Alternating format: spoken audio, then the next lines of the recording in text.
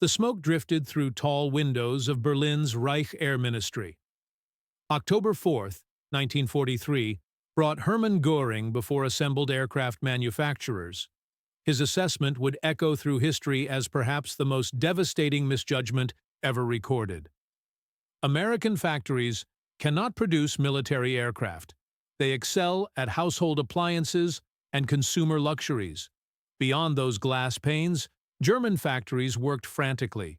Smoke columns marked desperate attempts to replace mounting Luftwaffe losses. Nazi Germany still dominated European territory despite crushing defeats. Stalingrad had fallen. North Africa was lost. Yet in Göring's mind, America remained what he remembered from the 1920s, a land of entertainment and commerce. Nothing more than merchants selling jazz records and novelty items. Unknown to the Reich Marshal, American shipyards were completing 3 Liberty ships daily. While his meeting continued, Richmond Yards launched another vessel. Those supposedly incapable Americans would soon dispatch 1,000-bomber formations over German cities. Their shipyards would birth new cargo ships every 8 hours. Production statistics were writing Germany's obituary.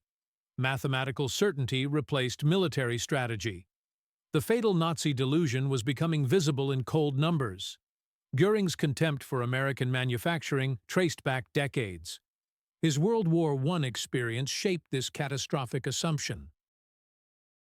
Flying ace with 22 confirmed kills, he witnessed America's minimal contribution to that earlier conflict.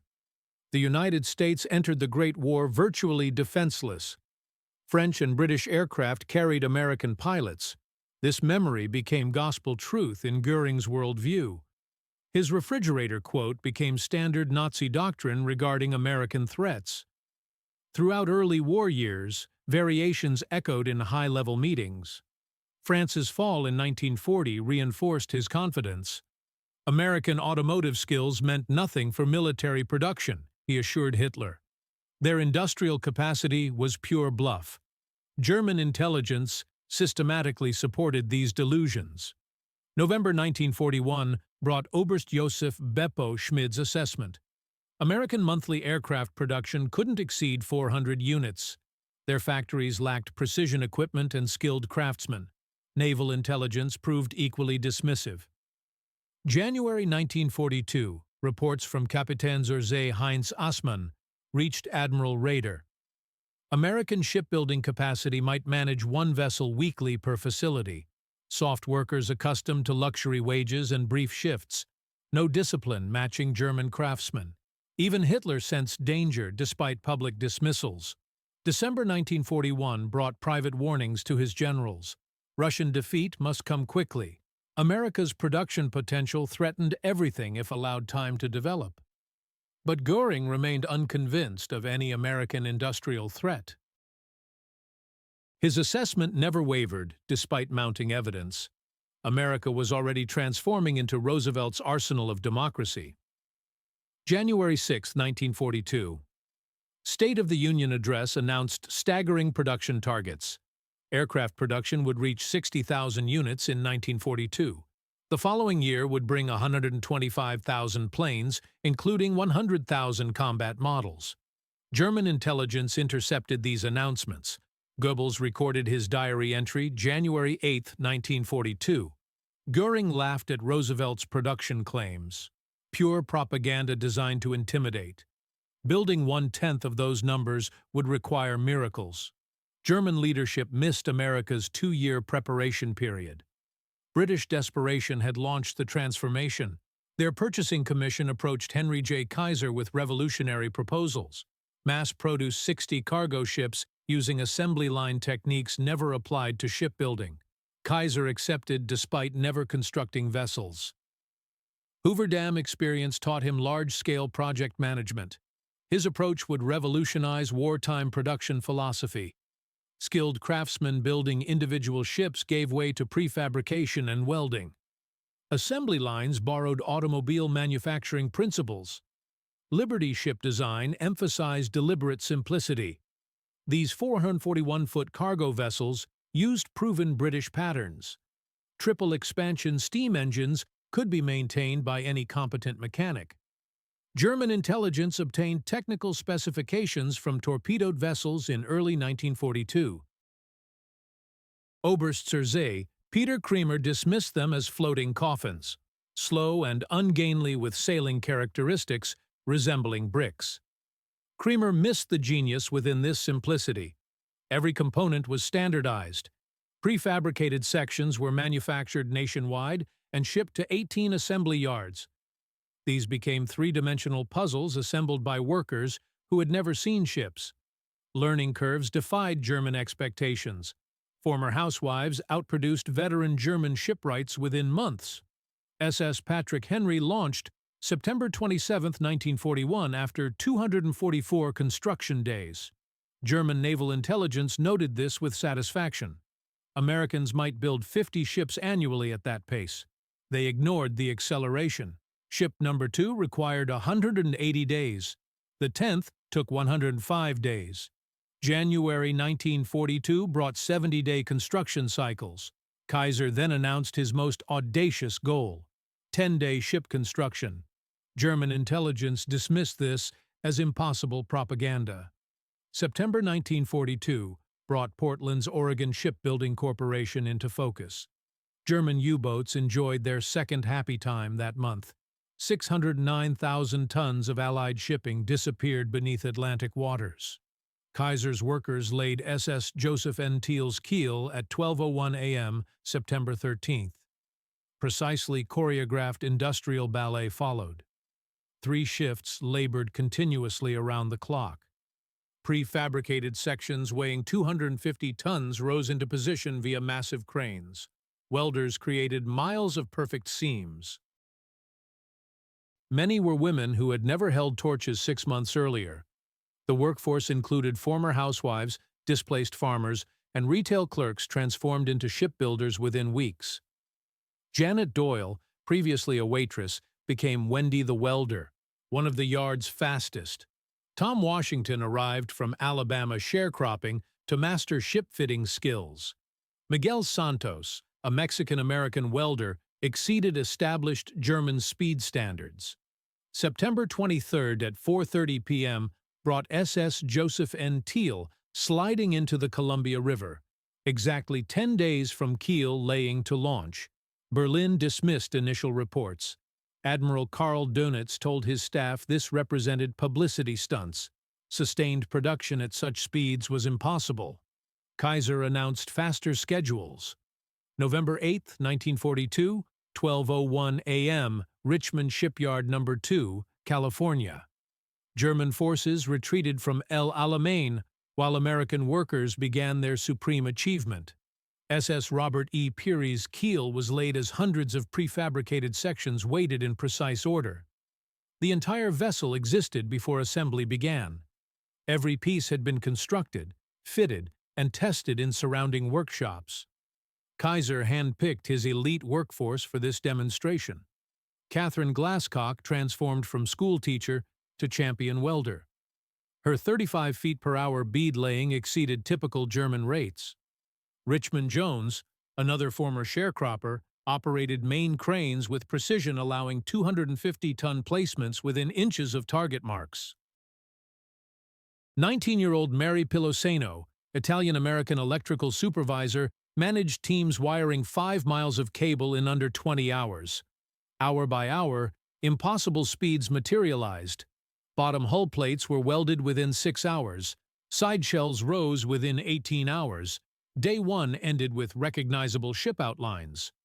Prefabricated deckhouse, complete with plumbing and wiring, descended on Day 2. Single lifts that would consume weeks in German yards. The 2,500 horsepower, 140-ton engine was lowered on Day 3.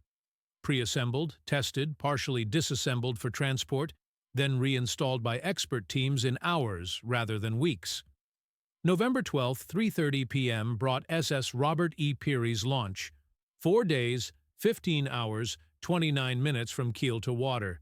She displaced 14,245 tons and required minimal fitting before service. Impossible had become routine. First credible reports reached Berlin in December 1942. Focke-Wulf FW-200 Condor reconnaissance flights brought back photographs German intelligence initially refused to accept. Images showed dozens of Liberty ships under simultaneous construction at individual yards. Hauptmann Wilhelm Domis counted over 200 vessels under construction in aerial surveys. His December 15, 1942 report warned of American capacity exceeding estimates by factor of 10.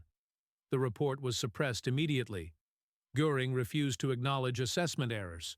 "These photographs create illusions," he told staff members.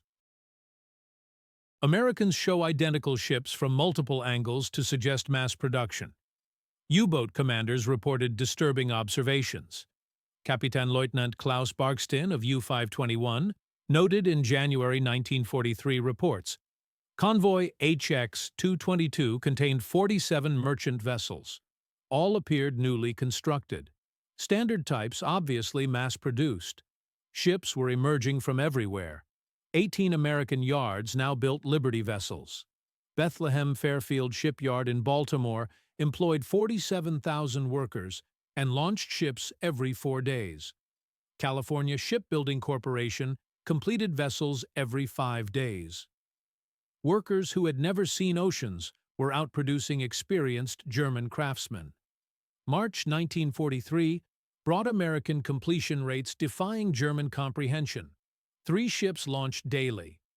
Admiral Dönitz's staff calculated U-boats needed to sink 1.3 million tons monthly to break even. Their best month was November 1942, with 729,000 tons sunk. Germany was already losing. Each Liberty ship demanded 250,000 different components. Hulls alone required 30,000 separate steel pieces cut to precise specifications. Electrical systems used 25 miles of wiring.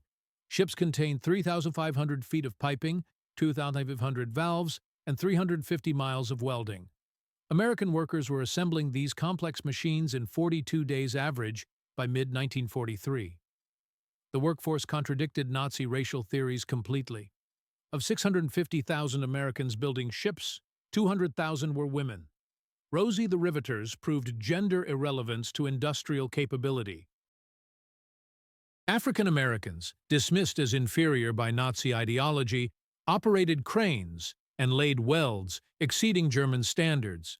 Kaisers' Richmond yards alone featured integrated crews impossible under Nazi racial laws. These supposedly inferior workers produced ships every 51 hours by May 1943. Diversity was staggering. Chinese-American welders worked alongside Norwegian immigrants. Native American riveters from New Mexico collaborated with Jewish refugees from Germany. Mexican-American women supervised crews, including poor whites from Appalachian regions. This coalition of the supposedly inferior was outproducing the German master race by incalculable factors. May 1943, Wolfschanze, East Prussia. Admiral Dönitz stood before Hitler with devastating intelligence. Black May cost 41 U-boats while sinking only 50 merchant ships. American shipyards built vessels 3 times faster than U-boats could destroy them. Mein Führer, Dönitz reported, Americans launched 140 merchant vessels last month. We sank 41. At current rates, they will replace every ship lost since 1939 by year's end. Hitler's gaze turned toward Göring, whose corpulent frame seemed to diminish. "You assured me Americans could only manufacture consumer goods," Hitler said quietly. His voice contained menace preceding violent rages. Göring attempted deflection. "Ships are inferior quality, mein Führer. They will break apart in storms. Our intelligence confirms—" "Your intelligence," Hitler interrupted, "is worthless. Americans are outproducing us in every category." Numbers were undeniable. American factories produced 8,000 aircraft monthly. German production, despite Albert Speer's efforts, reached 2,000. American tank production exceeded 2,000 monthly. Germany managed 500. Liberty ships symbolized industrial supremacy Germany could never match. October 4, 1943, brought Göring's speech quoted at this narrative's opening. He still clung to denial despite mounting evidence. Aircraft manufacturers heard his assessment of American production claims. 8,000 aircraft monthly was naturally impossible. Even if true, quality must be inferior. Quantity without quality meant nothing. But Göring knew the truth even as he spoke. Luftwaffe pilots reported American P-51 Mustangs and P-47 Thunderbolts superior to German fighters. B-17s and B-24s appeared over Germany in thousand-plane formations. These supposedly inferior American aircraft were systematically destroying German cities. General der Jagdflieger Adolf Galland confronted Göring after his speech. Herr Reichsmarschall, I have seen captured American production figures. They build 54-engine bombers weekly. That exceeds our total fighter inventory. Your dismissal of their capabilities has doomed the Reich. Göring retreated to Carenhall, his hunting estate, consoling himself with looted European masterpieces. The most credible witnesses were U-boat crews facing American industrial might directly. Kapitän-Leutnant Heinz Schaefer of U-977 wrote, by late 1943, convoys were enormous, 80, 90, sometimes 100 ships, most new American construction. We might sink one or two if fortunate, but it resembled bailing out oceans with teaspoons. For every ship sunk, 3 new ones appeared on horizons. Oberleutnant zur See, Herbert Werner, commander of U-415, provided eloquent testimony. We observed Liberty ships through periscopes, painted in fresh gray, hulls bearing mass production marks, welded seams instead of rivets, standardized equipment, identical profiles. They came in endless processions, each convoy larger than the last. We began understanding we fought not merely ships, but entire industrial systems replacing losses faster than we could create them. Psychological impact was devastating. American broadcasts announced ship launches like sporting events. German submarine crews stopped counting because numbers drove them to despair. January 1944 brought American production statistics broadcast as psychological warfare. German intelligence could only listen as numbers were announced. Ships completed in 1943. 238 Liberty ships, 203 Victory ships, 122 tankers, 367 military vessels. Monthly production peaks for December 1943, 155 merchant ships launched, 8,189 aircraft delivered, 2,464 tanks completed, 153,000 military trucks manufactured. Wilhelm Zangen, head of Reich Association of German Industry, reported to Hitler in February 1944. Americans produce annually 100,000 aircraft to our 25,000, 50,000 tanks to our 19,000, 2.5 million military vehicles to our 100,000, 2,500 merchant ships to our 200. These ratios cannot sustain even another year. Hitler allegedly threw the report into flames, shouting, "defeatist propaganda." But numbers were conservative. Actual 1944 American production would exceed even these estimates. Independent confirmation came from Japanese allies. Commander Toshikazu Omai, assistant naval attaché in Berlin, sent coded messages to Tokyo in March 1944. German leadership continues underestimating American production capacity, have verified Americans launched 173 ships in February alone.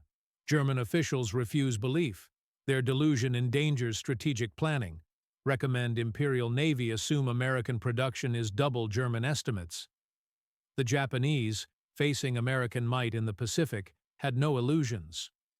Admiral Yamamoto had warned before Pearl Harbor, "I can run wild for 6 months.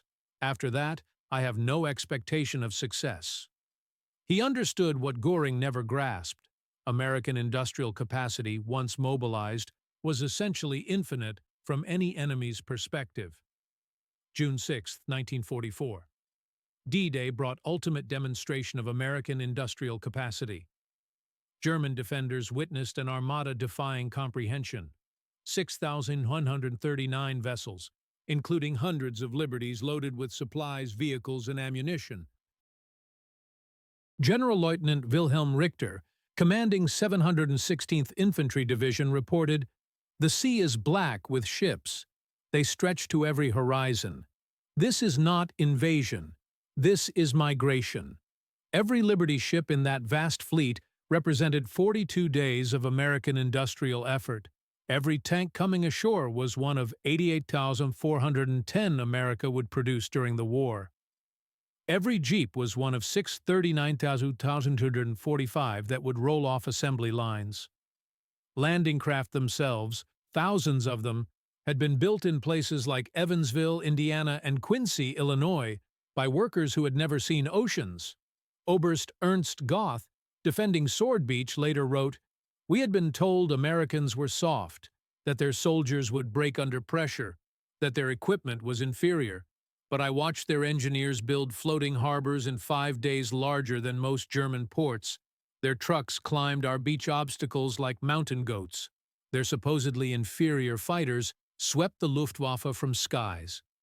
Even as American bombs fell on Berlin in February 1945, Göring maintained his fantasy. He told staff members American production figures were inflated. Many ships were probably wooden mock-ups for propaganda purposes. His deputy, General der Flieger Karl Koller, recorded, "The Reichsmarschall lives in fantasy. Yesterday, 1,000 American bombers destroyed Lunar. He still insists they cannot have built so many aircraft." When I showed him crashed bomber serial numbers proving at least 15,000 B-17s and B-24s have been built, he accused me of defeatism. Truth was worse. America had produced 31,000 four-engine bombers by war's end, 18,482 B-24 Liberators, and 12,731 B-17 Flying Fortresses. This single aircraft category exceeded Germany's entire wartime aircraft production. When Americans captured the Reich Air Ministry in May 1945, they found Göring's intelligence files. Report after report warning of American capacity had been stamped unreliable or enemy propaganda in Göring's handwriting. 1 June 1943 report stated, "American shipyard in Panama visible from neutral waters. Counted 17 Liberty ships under simultaneous construction. Estimated completion rate, 1 every 3 days." Göring had written, "Impossible, agent compromised, or insane." Another from December 1943 announced completion of the 1,000th Liberty ship. Göring's notation, propaganda. Actual number probably less than 200. Major William Hutchinson, reviewing documents later, wrote, "It was staggering to see how completely German leadership had deluded themselves. They had accurate intelligence but refused belief because it contradicted racial theories and pre-war assumptions." At Nuremberg in 1946, Göring was confronted with production statistics: 2,710 Liberty ships, 531 Victory ships, 296,429 aircraft, 88,410 tanks, 2,383 311 military trucks. Göring responded, "These figures represent quantity, not quality." We Germans emphasized quality over quantity. Prosecutor Robert Jackson then showed captured German reports from 1944, written by Göring's own staff, admitting American aircraft was superior in every category: speed, range, armament, and reliability. Göring fell silent. In conversations with psychiatrist Dr. Gustav Gilbert, Göring finally admitted, "I underestimated the Americans. I thought they were soft, spoiled by luxury. When I said they could only make consumer goods, I believed it. It was the greatest miscalculation of my life. They buried us under an avalanche of production." German dismissal of American capacity had fatal consequences. Admiral Dönitz continued U-boat campaigns after mathematical impossibility became clear. Of 40,000 men serving in U-boats, 28,000 died, a 70% casualty rate, highest of any service in any nation during the war. These men died trying to sink ships being replaced faster than they could be destroyed.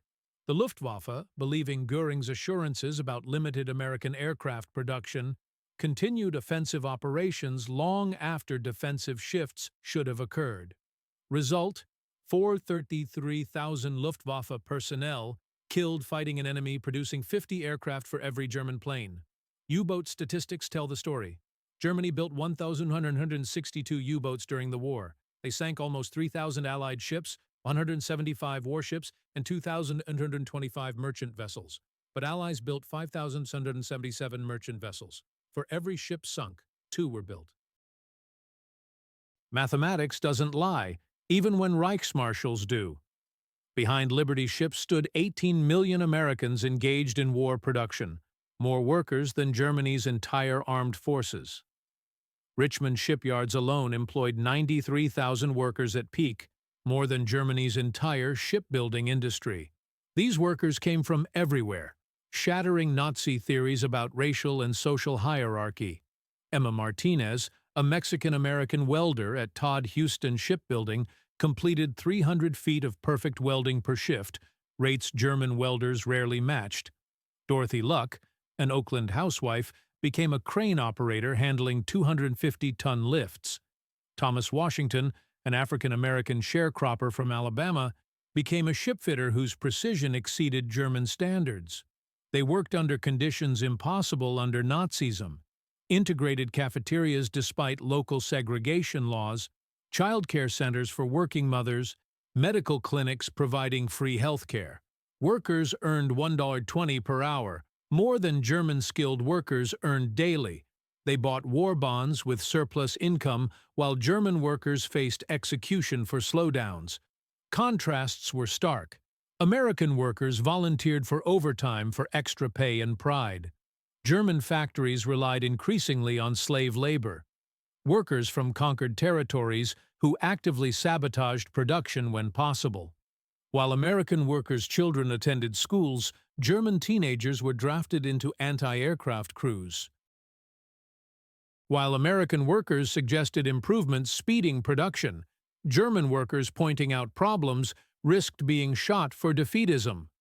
Liberty ships showcased American innovation Germany couldn't match. Welding replaced riveting, reducing construction time 30% and weight by 600 tons. Techniques developed by Lincoln Electric Company were so advanced that captured German engineers declared them impossible without seeing demonstrations. Prefabrication reached levels Germany never achieved. Entire deckhouses were built miles from shipyards, complete with plumbing, electrical systems, and furniture. They were transported by specially designed rail cars and lifted by cranes handling 250 tons, 5 times the capacity of Germany's largest shipyard cranes. Production systems themselves were revolutionary.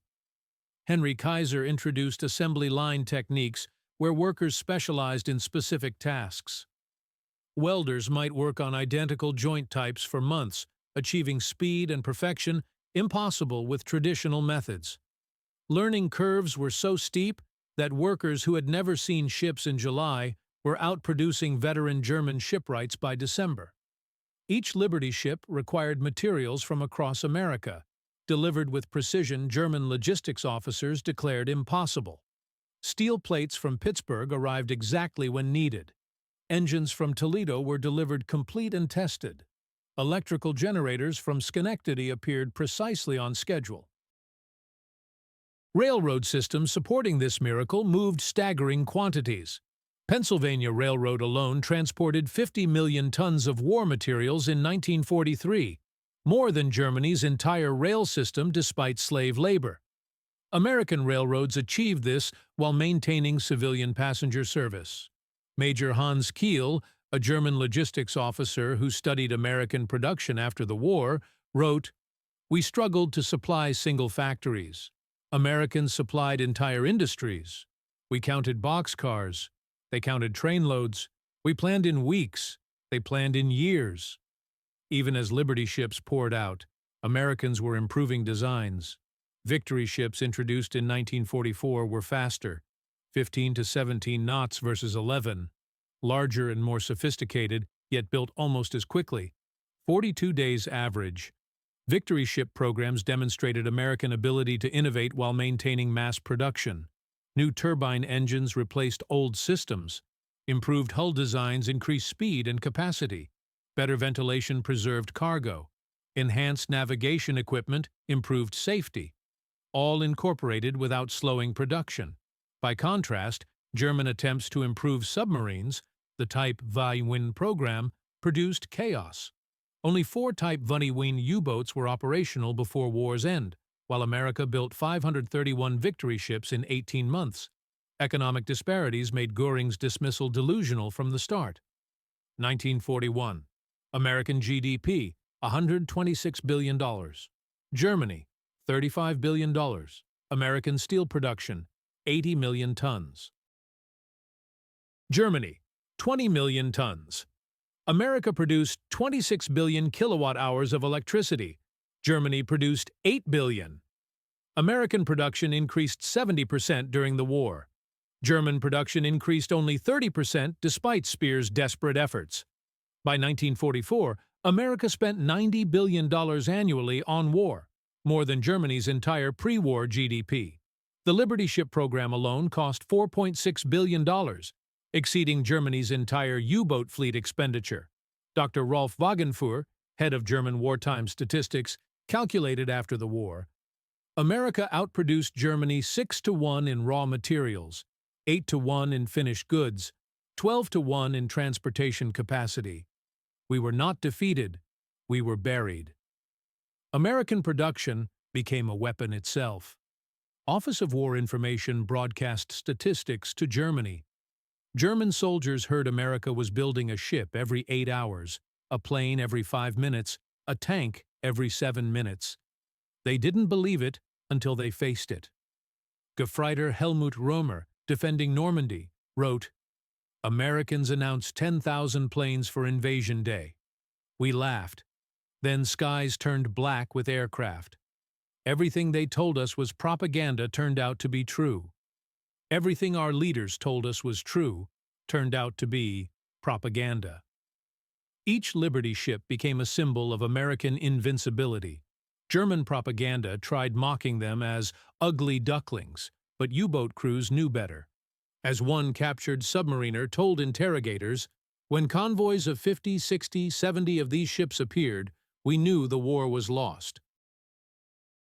Mathematics doesn't lie, even when politicians do. After Germany's surrender, American investigators surveyed German industrial leaders about their wartime assessments. Their responses uniformly damned Göring's judgment. Fritz Thyssen, steel magnate who had helped Hitler rise to power, stated, "Göring lived in fantasy. He visited America in the 1920s, saw only speakeasies and jazz clubs, never steel mills or auto plants. His ignorance cost Germany the war." Albert Speer was more damning. Göring's dismissal of American production was criminal negligence. By the time I became armaments minister, it was too late. Americans produced monthly what took us a year. Liberty ships were just visible symbols of industrial supremacy we could never match. Even Alfred Krupp, whose factories had been the pride of German industry, admitted, "We produced the world's best steel, but in artisan quantities. Americans produced good steel in oceanic quantities. One Liberty ship contained enough steel for 50 Tiger tanks. They built 2,710 Liberty ships. We built 347 Tiger tanks. The arithmetic is inescapable." Even the Soviet Union, America's ally but ideological rival, was stunned by American industrial output. Liberty ships became lifelines not just for Britain, but for Soviet war efforts as well. Marshal Georgy Zhukov wrote in his memoirs, "Americans gave us 400,000 trucks, 13,000 tanks, 15,000 aircraft, and 17 million tons of supplies." But what truly amazed us were Liberty ships themselves, delivering these supplies through Arctic waters under constant German attack. Each ship reaching Murmansk represented victory of American industry over German submarines. Without these ships, we could not have driven to Berlin. Nikita Khrushchev, who supervised Ukrainian industrial production during the war, was characteristically blunt. "Without American trucks, we couldn't move our artillery. Without American steel, we couldn't build our tanks. Without American food, we couldn't feed our army."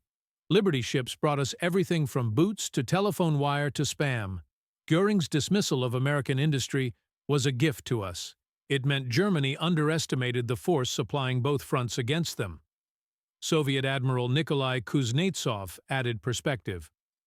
We lost many ships to German U-boats in Arctic convoys, but for every ship sunk, Americans built 3 more. Germans could sink ships, Americans could build oceans of them. The ultimate numbers reveal Göring's catastrophic miscalculation. Liberty ships, 2,010 built, 18 shipyards involved. Average construction, 42 days by 1943. Fastest, 4 days, 15 hours, 29 minutes. Total tonnage, 29,292,000 tons. Cost, $1.8 million per ship average. Total merchant ships, 5,177 vessels of all types, 56 million deadweight tons, more than all other nations combined. Shipyard workforce peak, 1.7 million workers. Women, 600,000, 35%. African Americans, 250,000, 14%. Average wage, $1.20 per hour. Comparative production, USA versus Germany. Aircraft, 296,429 versus 111,767. Tanks, 88,410 versus 67,429. Trucks, 2,383,311 versus 350,000. Artillery, 257,390 versus 159,147. Machine guns, 2,079,840 versus 100,000. Ammunition, 41 billion rounds versus 8 billion rounds. U-boat war statistics. German U-boats built, 162. U-boats destroyed, 785. Allied ships sunk by U-boats, almost 3,000. Allied ships built, 5,777. Net gain, almost 3,000 ships. Liberty ships transformed more than warfare. They transformed society itself. Shipyard integration, though limited by local laws, provided models for post-war civil rights advances. Women proved industrial capability permanently, changing American workforce forever. Kaisers' healthcare system for workers became Kaiser Permanente, now serving 12 million Americans. Production techniques pioneered in Liberty ship programs revolutionized global shipbuilding. Welding replaced riveting worldwide. Prefabrication became standard. Assembly line concepts influenced post-war Japanese and Korean shipbuilders, who would eventually surpass American production using techniques Americans invented. Most importantly, Liberty ships proved democracy could mobilize more effectively than totalitarianism. Free workers outproduced slave labor. Diversity meant strength, not weakness. They vindicated Roosevelt's vision of America as the arsenal of democracy. At Nuremberg, awaiting execution, Göring maintained aristocratic bearing but could no longer deny reality. In his final statement to the court, he avoided American production topics entirely. The silence itself was admission. October 15, 1946, 2 hours before scheduled execution, Göring committed suicide with a cyanide capsule. He died finally aware of his delusions. Dr. Gustav Gilbert, prison psychiatrist, recorded Göring's last confession about American industry. I should have known. A nation that could build the Empire State Building in 410 days could build anything. But I believed our propaganda about American decadence. Liberty ships should have been named victory ships from the start. They were our defeat made manifest. Today, 2 Liberty ships still sail, SS John W. Brown and SS Jeremiah O'Brien. They are last operational witnesses to history's greatest industrial achievement. When they pass the Statue of Liberty on memorial cruises, their whistles echo across waters where U-boats once hunted, reminding us of when democracy was threatened by those who believed it weak. Commander Edward Ellsberg, who supervised salvage operations at Normandy, captured the essence of what Liberty ships represented. They were ugly, slow, and simple, but they were there, thousands of them, carrying everything from Sherman tanks to candy bars, from ammunition to blood plasma. They were bridges between American factories and fighting fronts. Göring thought Americans could only make consumer goods. He was wrong. We could make anything, including victory.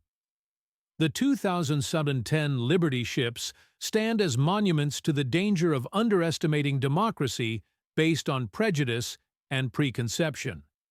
Hermann Göring's dismissal of American industry as limited to consumer goods echoes through history as one of the greatest strategic miscalculations ever made. While he clung to fantasies about American weakness, American workers were proving that in the arsenal of democracy, the only limitation was imagination. The only shortage was of enemies foolish enough to test its capacity. Liberty ships were not just cargo vessels. They were 10,000-ton proof that freedom, properly mobilized, could outproduce tyranny by margins rendering military genius irrelevant. They proved wars could be won in factories as surely as on battlefields. Those who dismiss industrial capacity in favor of racial mythology do so at their mortal peril.